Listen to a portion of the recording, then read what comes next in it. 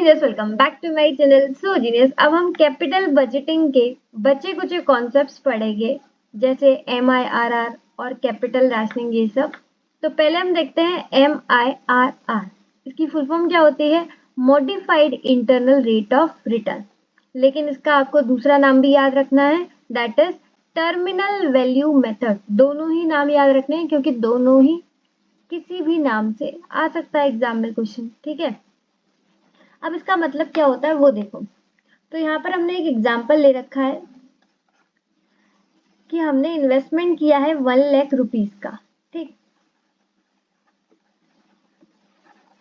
और उस प्रोजेक्ट की जो लाइफ है वो है 5 साल, 1 2 3 4 5, ठीक।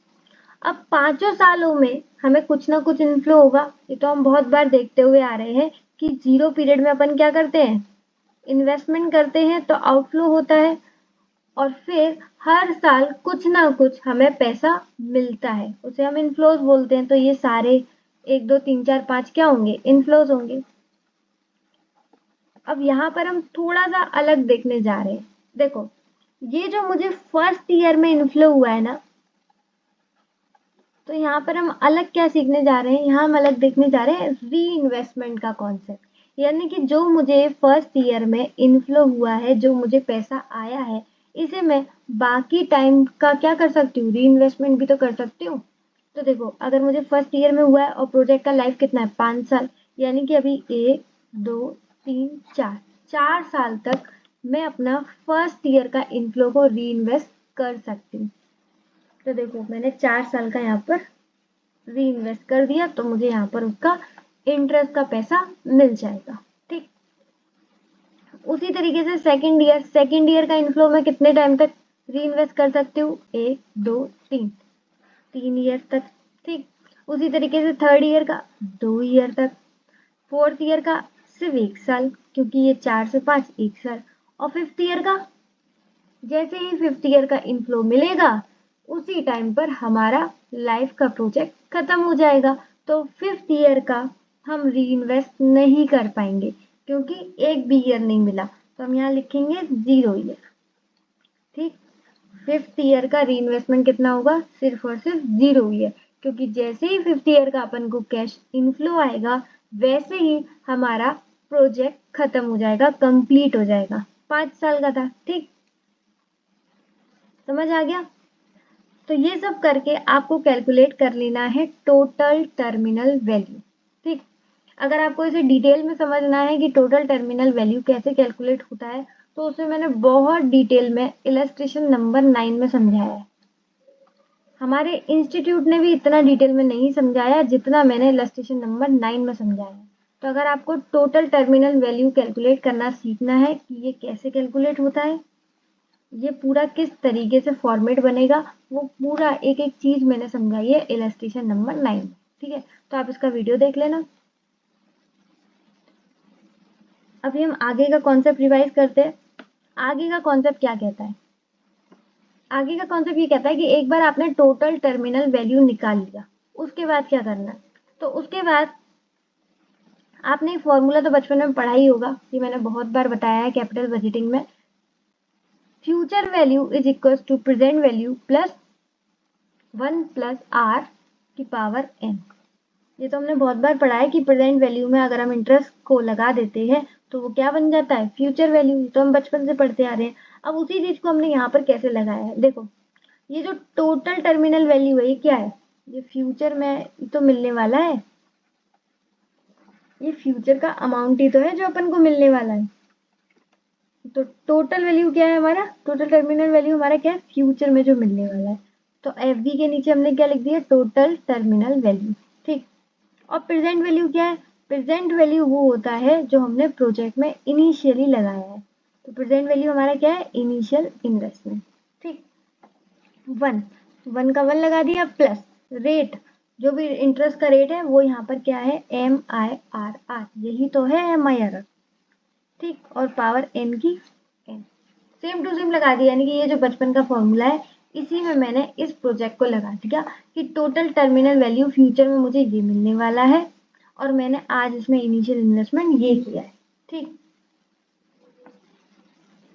अब देखो क्या करेंगे, ये जो अपना इनिशियल इन्वेस्टमेंट था ये इक्वल टू के इधर जाएगा तो डिवाइड में चला जाएगा, इसे मैं हाईलाइट कर देती हूँ। तो टोटल टर्मिनल वैल्यू के नीचे क्या आ जाएगा, इनिशियल इन्वेस्टमेंट। ठीक, अब इस वाली साइड पे क्या बचा, इनिशियल इन्वेस्टमेंट तो हट गया, तो इस साइड पे बचा 1 प्लस MIRR। और देखो n की जगह यहाँ पर हमने 5 किया है क्योंकि हमारे एग्जाम्पल में लाइफ ऑफ द प्रोजेक्ट कितना था, 5 साल। ठीक, अब ये जो आपका कैलकुलेट होकर आएगा ना, total terminal value upon initial investment, ये जो कैलकुलेट होकर आएगा उसको मैंने यहाँ पर मान लिया है x। ठीक, इधर वाली साइड पर क्या बचा, 1 plus MIRR, 1 plus MIRR power 5। ठीक, अब ये जब पावर इधर जाती है तो कैसा हो जाता है, ये जब पावर इधर जाएगी तो x के ऊपर क्या लग जाएगा, √1/5। ये मैथमेटिक्स उम्मीद है आपको आती होगी, नहीं आती है तो इलस्ट्रेशन नंबर 9 देखना, अच्छे से कैलकुलेशन सिखाई है मैंने उसमें। यहाँ क्या बचेगा, इस साइड पर पावर तो चली गई 5 की, इधर क्या बचा, 1 प्लस MIR। ठीक, अब आपको क्या करना है, अब आपको बस ये वाला वैल्यू कैलकुलेट कर देना है, ये वाला x की पावर 1/5, बस ये वैल्यू कैलकुलेट कर देना है। जैसे ही आ जाएगा तो क्या करोगे, जैसे ही आ जाएगा तो ये आप लिखना MIRR, इसकी जो वैल्यू आएगी -1, क्योंकि ये 1 प्लस का था, इधर जाकर माइनस का हो जाएगा और ये आंसर आ जाएगा। और अगर आपको आंसर परसेंटेज में चाहिए तो इंटू 100 कर देना, परसेंट में आ जाएगा। ठीक, इस तरीके से आपकी MIRR कैलकुलेट हो जाएगा। समझ गए। अब ये कैसे कैलकुलेट होता है, √x 1 की पावर 5, ये कैसे कैलकुलेट होता है, तो इसके लिए भी मैंने यहाँ पर पूरा बता दिया है कि किस तरीके से कैलकुलेट होगा। सबसे पहले आपको टाइप x करना है कैलसी पर, x जो भी इसकी वैल्यू आई होगी, x क्या है, टोटल टर्मिनल वैल्यू अपन इनिशियल इन्वेस्टमेंट, ये जो वैल्यू आई होगी इसको आपको कैलसी पर रखना है।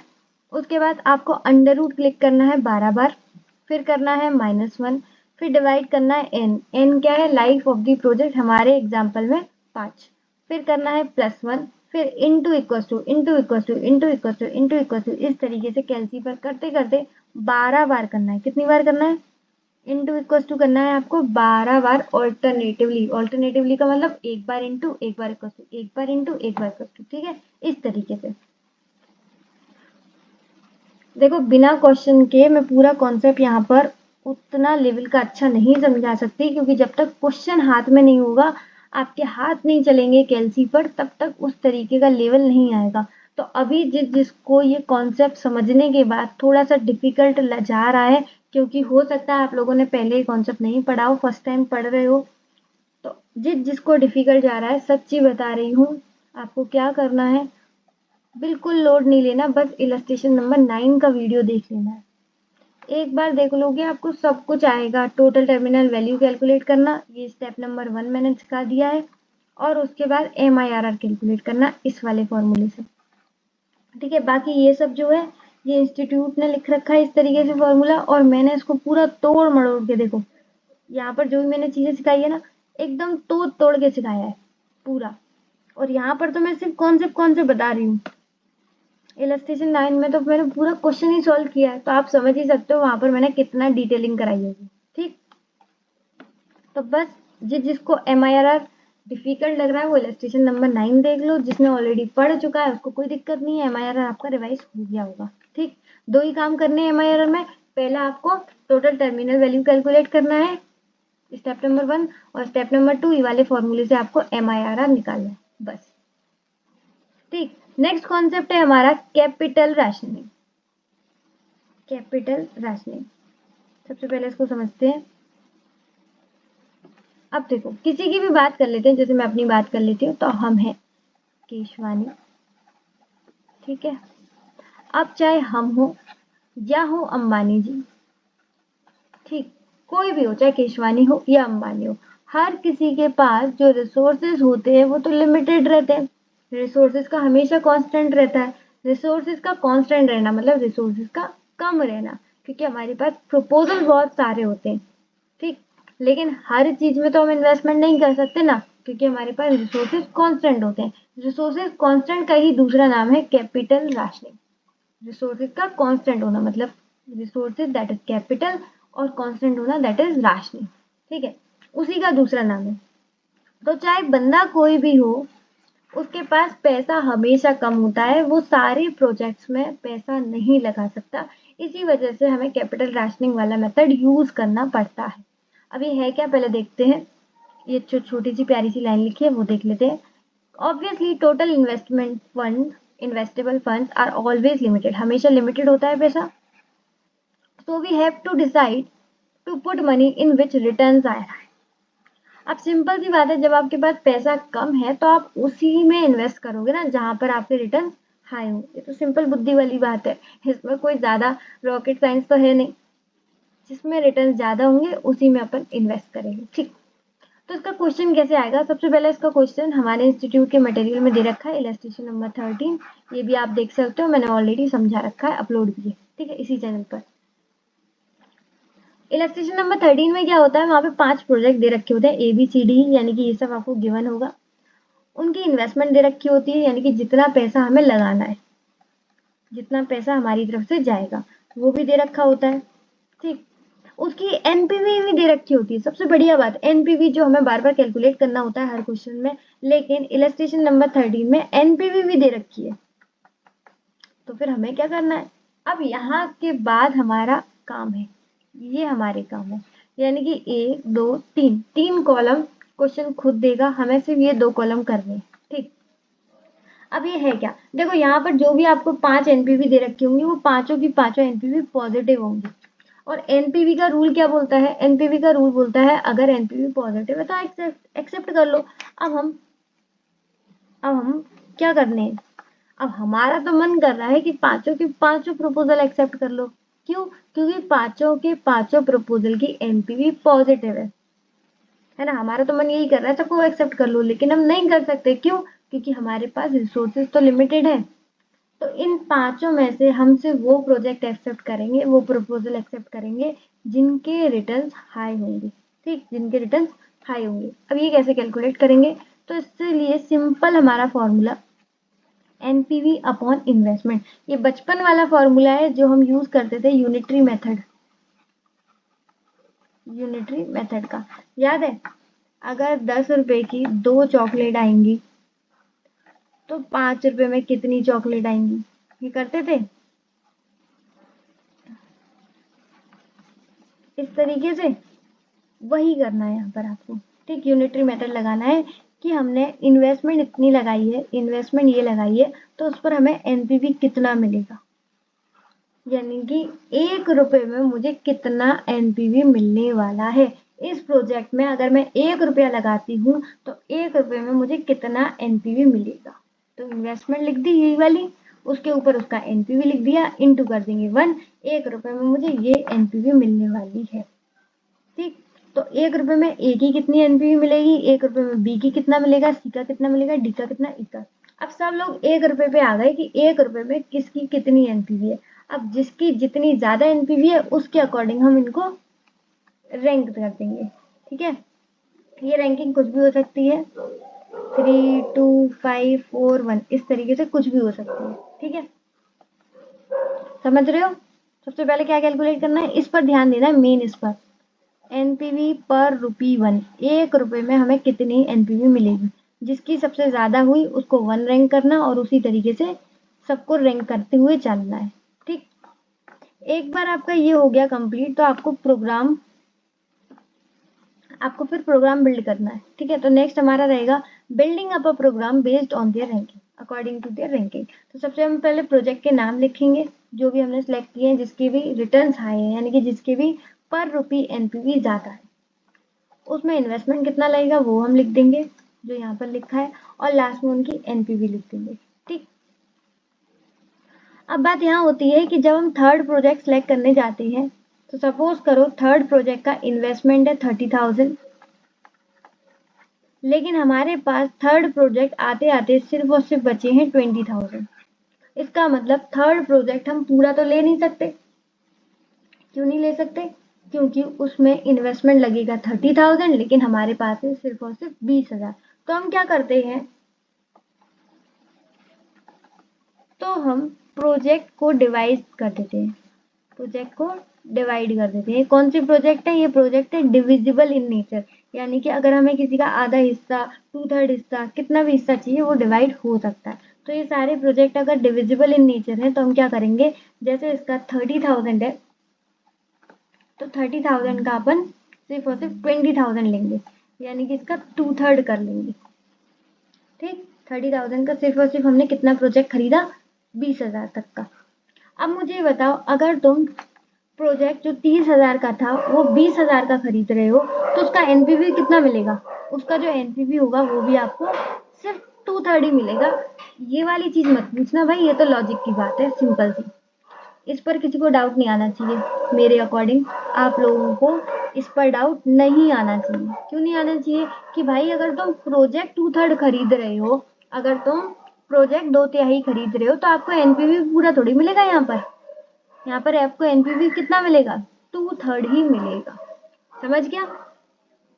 और ये सारे प्रोजेक्ट कैसे थे, डिविजिबल इन नेचर, यानी कि अगर किसी का आधा हिस्सा, 2/3 हिस्सा चाहिए तो हमें मिल सकता है। लेकिन बात करें कि अगर इसी में केस 2 हो जाए तो, अगर इसी में केस 2 हो जाए तो, अगर प्रोजेक्ट डिविजिबल इन नेचर ना हो तब अपन क्या करें, तब आपको क्या करना है, जिसके सबसे ज्यादा रिटर्न्स आए हैं, सपोज करो ई बी सी, ठीक है, इस तरीके से। तो जिसके सबसे ज्यादा हायर रिटर्न है, किसके हैं, ई और बी, तो वो तो आपको सिलेक्ट करने ही करने हैं क्योंकि उनके रिटर्न हाई हैं। तो ई और बी को तो आप सिलेक्ट कर लेना। अब आपकी जो चॉइस आएगी वो बाकी के रिटर्न्स वाली आएगी जिनकी रैंकिंग बाद में किस किस की रैंकिंग है, जैसे सी और डी, एग्जाम्पल ले रही हूँ, ठीक है। सपोज ई और बी का रैंकिंग 1 और 2 था, उसके बाद रैंकिंग थी सी और डी की। तो ई और बी के तो सबसे ज्यादा रिटर्न्स हाई हैं तो इनको तो हमें सिलेक्ट करना ही करना है। तो ई और बी को तो मैंने सिलेक्ट कर लिया। अब बात करते हैं सी या डी में से कौन सा लें। दोनों नहीं ले सकते क्योंकि हमारे पास रिसोर्सेज का कांस्टेंट है, हमारे पास लिमिटेड फंड्स है, तो दोनों को नहीं कर सकते। इसलिए हमने एक बार सी को कर लिया और एक बार डी को कर लिया, ठीक है। और आधे आधे भी नहीं ले सकते क्योंकि ये डिविजिबल इन नेचर नहीं है, नॉट डिविजिबल। तब हम कौन सा मेथड यूज करते हैं, तब हम यूज करते हैं हिट एंड ट्रायल मेथड। जो हमारे सबसे ज्यादा हायर रिटर्न्स वाले हैं उनको तो सिलेक्ट कर लेते हैं, उसके बाद लगा देते हैं हिट एंड ट्रायल मेथड सी और डी में। अब इसमें से जिसकी भी एनपीवी ज्यादा होगी, जिसकी भी टोटल एनपीवी ज्यादा हो जाएगी, उसको हम सिलेक्ट कर लेंगे, ठीक। विच एवर इज हायर, उम्मीद है आपको समझ में आ गया होगा। जिसकी भी एनपीवी ज्यादा होगी उसको हम सिलेक्ट कर लेंगे, समझ गया। अब इसके बाद दो छोटे छोटे कॉन्सेप्ट और आते हैं, एक है रिप्लेसमेंट चेन मेथड और कॉमन लाइफ मेथड, एक ही नाम है दोनों का। और दूसरा आता है इक्विवेलेंट एनालाइज क्राइटेरिया। ये दोनों मेथड देखो, इंस्टीट्यूट ने स्क्रीन पर आपको दिख रहा होगा, इंस्टीट्यूट ने खुद कही है कि ये दोनों मेथड आपको समझने के लिए एक इलस्ट्रेशन करना पड़ेगा, दैट इज इलस्ट्रेशन नंबर 14। ये ऑलरेडी अपलोड है इसी चैनल पर, तो आपको बिल्कुल टेंशन नहीं लेनी है। ये लास्ट के कॉन्सेप्ट थोड़े से टिपिकल पड़ जाते हैं कैपिटल बजटिंग पे, इसलिए आपको इसको क्वेश्चन वाइज सॉल्व करना चाहिए। जब तक आप क्वेश्चन सॉल्व नहीं करोगे तब तक आपको नहीं आएगा। If you are a newcomer, अगर आप फर्स्ट टाइम देख रहे हो, नए वाले हो इंसान, ठीक है। अगर आप पहले से पढ़ चुके हो MIRR तो आपको रिवीजन हो ही गया होगा मेरी वीडियो से, लेकिन आपको डिटेल कॉन्सेप्ट समझना है, आपको डिटेल क्वेश्चन देखना है कि किस तरीके से होगा, तब आपको MIRR के लिए करना है इलस्ट्रेशन नंबर 9। कैपिटल रैशनिंग के लिए आपको करना है इलस्ट्रेशन नंबर 13। और लास्ट आपको रिप्लेसमेंट चेन मेथड और इक्विवेलेंट के लिए आपको करना है इलस्ट्रेशन नंबर 14। ये वीडियो के बाद अगर आप ये 3 क्वेश्चन कर लेते हैं तो आपको बहुत हाई लेवल का समझ में आने वाला है। और एक बार अगर समझ में आ गया, सच्ची बता रही हूँ, दोबारा आपको कोई भी वीडियो देखने की जरूरत नहीं पड़ेगी, बहुत लेवल का समझाया है। और मुझे लगता है कैपिटल रैशनिंग तो आपको समझ में आ गया होगा, कुछ नहीं करना, ये चीजें आपको गिवन होगी, बस आपको मेन ध्यान देना है इस पर। 1 रुपए में आप कितनी एनपीवी कमा रहे हैं, और जिसकी ये एनपीवी 1 रुपए वाली ज्यादा आई उसको रैंकिंग ज्यादा देखना, ठीक।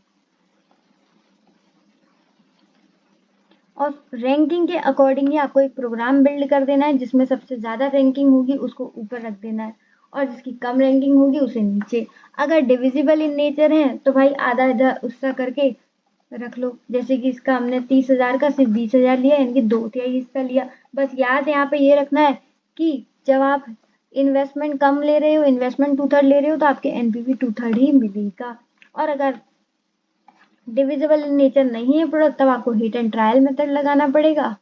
जो रिटर्न ज़्यादा वाले हैं वो तो आपको रखना ही है, बाकी वाले को आपको ऑप्शन बेस पर रखना पड़ेगा, और दोनों में से जिसकी टोटल एनपीवी ज़्यादा आई उसको आपको सेलेक्ट कर लेना है। तो उम्मीद है ये आखिरी के कुछ कॉन्सेप्ट्स थे, इसका रिवीजन आपका अच्छे से हो गया होगा, समझ में आ गया होगा। और अगेन मैं फिर से बोल दूं कि एक बार इलस्ट्रेशन देख लेना, बहुत अच्छा लेवल का समझ में आ जाएगा। अगर दिक्कत हो कि आपके पास टाइम कम है, टाइम कॉन्स्टेंट की अगर प्रॉब्लम हो तो कोई दिक्कत नहीं है, आप उसको 1.5x 1.7x पे कर लेना, तो फटाफट स्पीड में आपका क्वेश्चन सॉल्व हो जाएगा। ठीक, क्योंकि एक बार क्वेश्चन देख लेना है ना कि किस तरीके से सॉल्व होगा, तो आपका एग्जाम में सेम टू सेम क्वेश्चन फंस जाए तो आप सेम टू सेम उसका कैलकुलेशन कराओगे। तो उम्मीद है आपको इन्वेस्टमेंट बजटिंग, सॉरी, वीडियो खत्म होते होते, पूरा लेक्चर खत्म करते होते मैंने चैप्टर का ही नाम बदल दिया। चैप्टर का नाम था इन्वेस्टमेंट डिसीजंस और कैपिटल बजटिंग। उसके जितने हो सकते थे मैंने सारे के सारे कॉन्सेप्ट आपको करा दिए हैं, और मुझे नहीं लगता इससे ज़्यादा आपने कॉन्सेप्ट कहीं ना कहीं पढ़े होंगे।